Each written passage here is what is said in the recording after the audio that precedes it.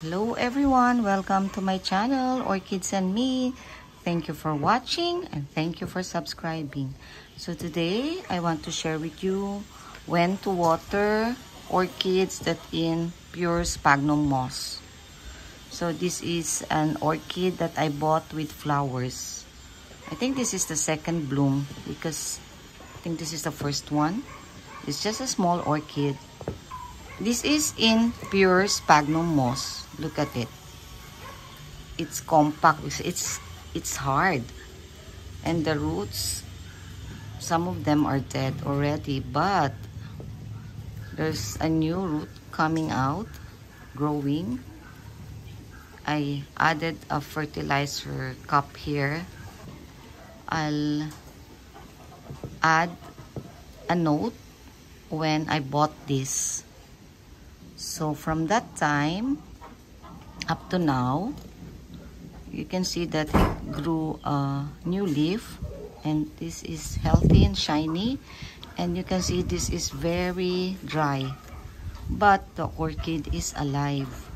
I just took out the transparent plastic, the soft one, and place it here. And I haven't watered this orchid for I think more than 2 weeks. I'll add a note when was the last time I watered this, and I just place it here in a saucer and inside the house. So now I think this is the best time to water it.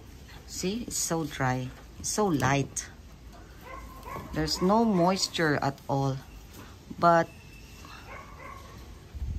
this orchid is alive. So I'll place it here, and then I'll pour water.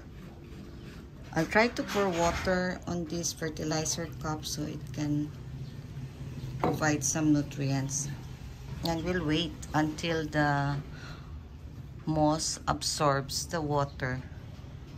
Sphagnum moss can distribute the water. Let's try to check. See? Water still here, but it will go up. So maybe 5 minutes, soak it so the water will be evenly distributed.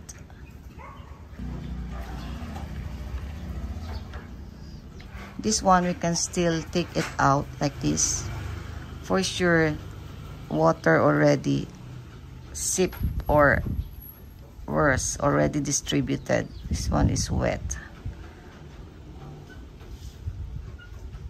So you can return it to the saucer. These roots are still alive because it turned green. From silvery, it became green. So this orchid can survive without watering for, it depends on your environment, but this one I place it inside the house because of the flower. But even though the flower faded away, I still have it on top of a medicine cabinet inside the house.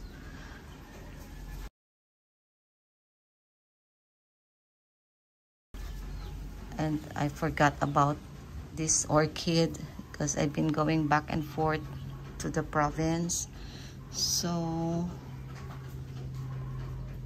you can see it's still alive.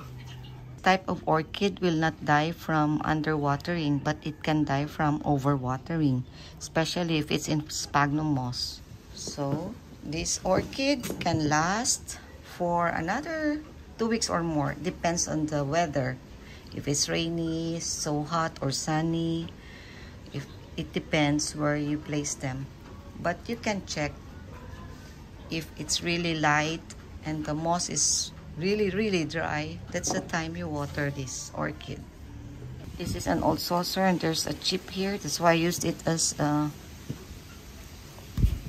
catching plate or flowers.